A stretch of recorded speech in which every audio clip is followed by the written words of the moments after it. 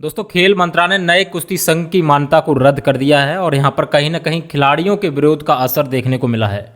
कुश्ती महासंघ पर यह कार्रवाई राष्ट्रीय कुश्ती प्रतियोगिता आयोजित करने की जल्दबाजी को लेकर के हुई थी। मंत्रालय ने WFI के नवनियुक्त अध्यक्ष संजय सिंह को भी सस्पेंड कर दिया है। संजय सिंह को बीजेपी सांसद और पूर्व WFI अध्यक्ष ब्रजभूषण सिंह का करीबी बताया गया है। उन्हें अब सस्पेंड कर दिया गया है। दोस्तों, दरअसल जब से संजय सिंह को भारतीय कुश्ती महासंघ के लिए चुनाव में जीत मिली और उनका अध्यक्ष बनना तय हुआ, तब से ही पहलवानों ने इस पर आपत्ति जताई थी। पहलवानों का कहना था कि संजय सिंह बीजेपी सांसद ब्रजभूषण शरण सिंह के करीबी हैं और ऐसे में WFI में किसी भी तरह के सुधार की उम्मीद नहीं की जा सकती है। हालांकि कुश्ती महासंघ की मान्यता को और संजय सिंह को जिस वजह से सस्पेंड किया है वो एक अलग मामला है। जिन वजह से कार्रवाई की गई है वहां पर मंत्रालय का कहना है कि WFI ने मौजूदा नियम कायदों की उपेक्षा की है। आधिकारिक प्रेस रिलीज में खेल मंत्रालय ने कहा है कि राष्ट्रीय कुश्ती प्रतियोगिता आयोजित करने का ऐलान जल्दबाजी में किया गया और नियमों का पालन नहीं हुआ। इस प्रतियोगिता का आयोजन उत्तर प्रदेश के गोंडा में होना था, जो ब्रजभूषण सिंह का इलाका है।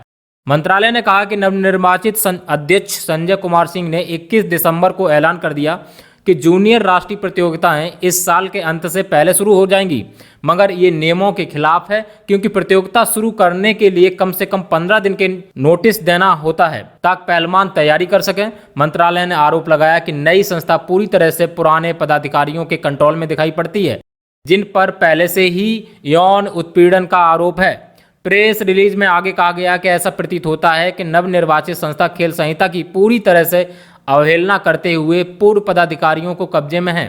कुश्ती महासंघ का काम पुराने पदाधिकारियों के परिसरों में चल रहा था। इसमें वे परिसर भी शामिल है जहां महिला पहलवानों के साथ यौन उत्पीड़न को होने की बात कही गई थी। वर्तमान में अदालत में भी इसका मामला सुनवाई में चल रहा है। दोस्तों, संजय सिंह ने यहां पर कहा कि हमारा कोई फैसला नियम के खिलाफ नहीं है। संजय सिंह गुट का दावा है कि साल 2023 के खत्म होने में महज 8 दिन बाकी हैं।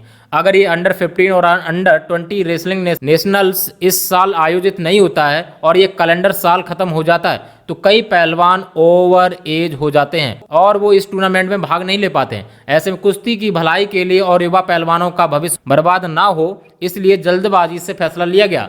अगर नए पदाधिकारी ये त्वरित फैसला ना लेते तो कई युवा पहलवान 11 महीनों से रुकी पड़ी सभी गतिविधियों की वजह से इसमें भाग नहीं ले पाते। क्योंकि नंदिनी नगर गोंडा में स्टेडियम और इंफ्रास्ट्रक्चर तैयार है, इसलिए ही इतनी जल्दी में वहां पर इतना बड़ा आयोजन कराना WFI के लिए संभव था।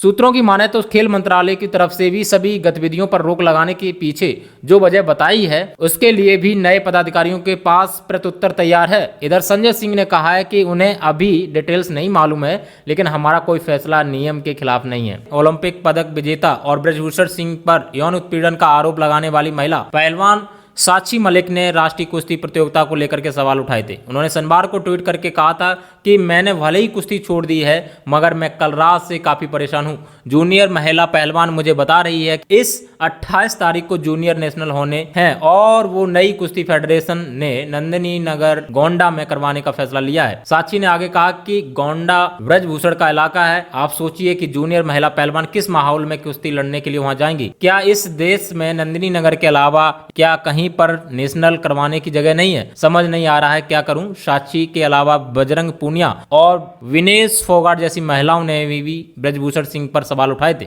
देखते हैं WFI के पूर्व प्रेसिडेंट ब्रजभूषण ने क्या बात कही। परसों जब चुनाव हो गया तो पता है कि नहीं है, वो खत्म हो गया, काम खत्म हो गया। अब जो कुछ कहना है वो नई बॉडी कहेगी। नंदिनी नगर में क्यों चुना गया? क्योंकि 4 दिन के अंदर कोई करा नहीं सकता। कोई क्या कहता है इससे मुझे कोई लेना देना नहीं है। हम कहेंगे तो उस पर विवाद हो जाएगा। तो मेरा रोल समाप्त, आपके लिए समाचार समाप्त, उनका भी संन्यास, मेरा भी संन्यास।